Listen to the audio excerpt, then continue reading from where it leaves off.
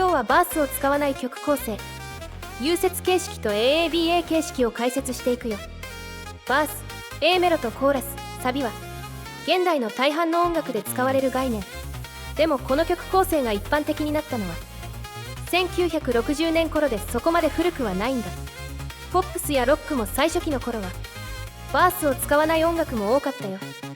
今日はそんなバースを使わない曲をスノで作れるか調べていってみよう。まずは融節形式から説明していこうか。これは最も単純な曲構成だよ。同じコーラスだけを延々と繰り返すシンプルな曲構成を融節形式と呼ぶ。童謡やフォークソングなどでよく使われる曲構成になるよ。スノでは歌詞欄にコーラスタグを連続で入れればこの曲構成が作れるというほど単純な話ではない。もう少し工夫が必要になるよ。今回は4行のコーラスが6連続で続く歌詞を例にして説明していくね。この場合は一部のコーラスが無視されてバースのような歌に変化することが多い。延々とコーラスだけが続いていく曲はスノは不自然だという判定をするみたい。一部のコーラスをバースに変化させて普通の曲に戻してしまおうとするよ。この変化を避けてコーラスだけを何回も続けていく方法は2つある。まず1つは融節形式が使われる音楽ジャンルをスタイルにすること。童謡やフォークソング系のスタイルはスノでも融節形式の歌に対応できるよ。もう1つは歌詞を同じにすること。スノは同じ歌詞は同じように歌うよ。全く同じ歌詞を入力すればその部分は同じように歌ってくれる。それじゃこの2種類の方法で融節形式の曲を作ってみようか。流れる字幕の名前、順番なんて差はない。一つの映画になる最後の一行まで続く。主役という役はない。呼ばれ方が違うだけ。明日も幕は上がる。君の名前の物語。流れる字幕の名前、順番なんて差はない。一つの映画になる最後の一行まで続く。主役という役はない。呼ばれ方が違うだけ。明日も幕は上がる。君の甘えのもの。流れる字幕の名前、順番なんて差はない。一つの映画になる最後の一行まで続く。主役という役はない。呼ばれ方が違うだけ。明日も幕は上がる。君の名へ。主役という役はない。呼ばれ方が違うだけ。明日も幕は上がる。脇役なんていない。主役という役はない。呼ばれ方が違うだけ。明日も幕は上がる。脇役なんていない。主役という役はない。呼ばれ方が違うだけ。明日も幕は上がる。脇役なんていない。行き交う一人一人が手の届かない場所で世界を支えている。脇役なんていない。流れる字幕の名前、順番なんて差はない。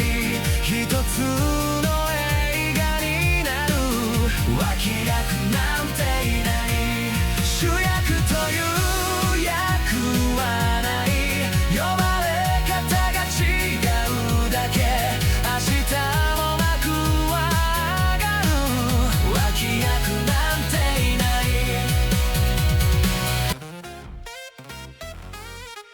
スノで作った融節形式の曲のいろいろな例を聞いてみたよ。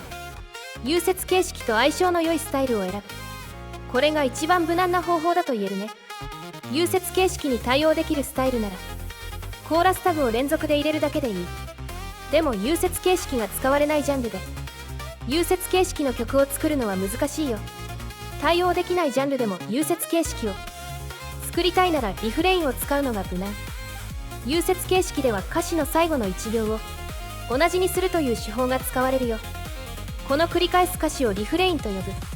融雪形式以外でも使われる技法だね。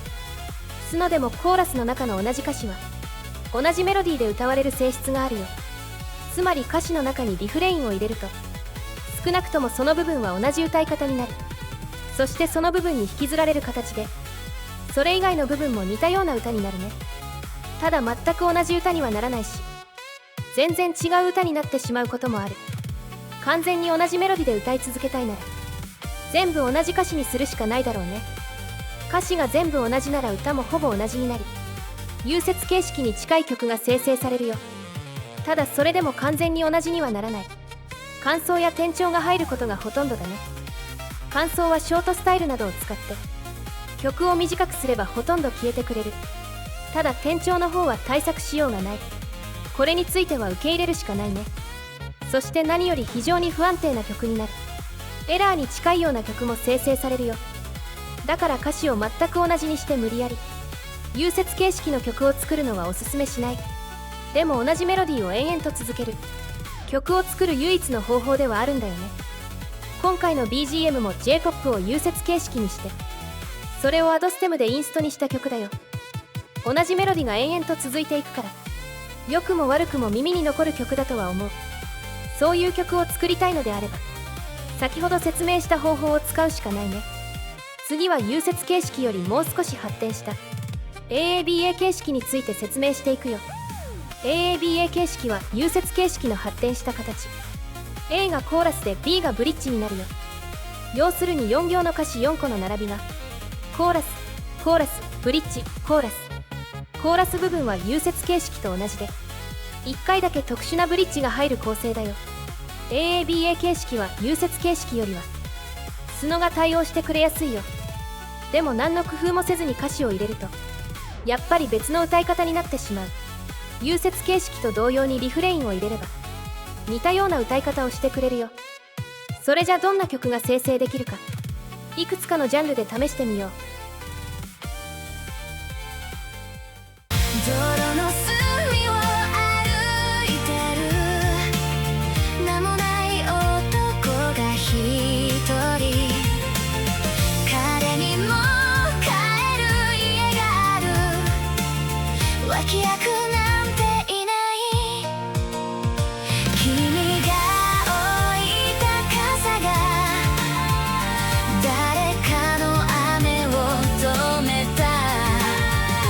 交わる線の数だけ何かが始まるんだ。行き交う一人一人が手の届かない場所で世界を支えている。脇役なんていない。道路の隅を歩いてる名もない男が一人。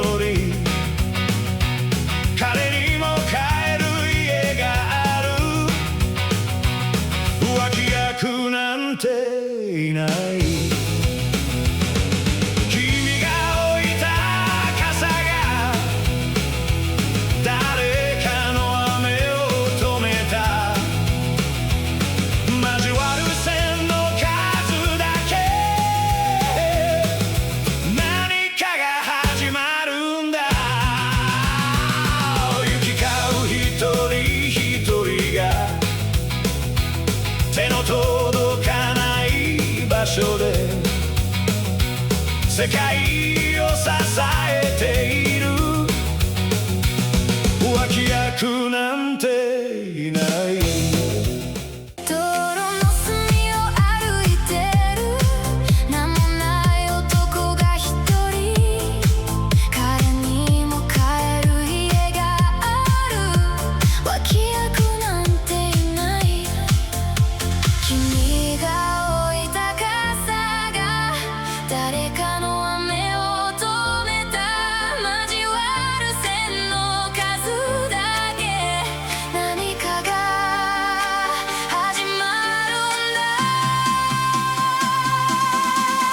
行き交う一人一人が手の届かない場所で世界を支えている。脇役なんていない。スノの AABA 形式の曲の例をいくつかのジャンルで聞いてみたよ。 AABA 形式は時代が進むにつれてリフレインの行が長くなっていった。そして別のセクションに分かれたよ。これが現代のバースコーラスになった。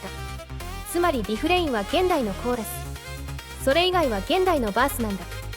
最初に融節形式や AABA 形式はバースのない曲構成と説明したけど、逆にバースが延々と続いていくコーラスのない曲構成とも言えるね。まあともかく融節形式や AABA 形式はコーラスが普通のサビよりは弱くなる。そういう曲を作りたい場合はこの曲構成を使ってみてもいいと思うよ。最後に説明が遅くなったけどリフレインタグについて解説しようか。リフレインを入れた後の歌詞は同じように歌われやすくなる効果があるよ。もっともスノは同じセクションは基本的には同じように歌ってくれる。普通の曲を作る時であればリフレインの出番はあまりないね。もっとも今回のように特殊な構成の曲を作る時には結構出番がある。融節形式や AABA 形式の他にもいろいろな使い方はあるんだけど今回は説明している時間がないね。また別の動画で紹介していくよ。それじゃまたね。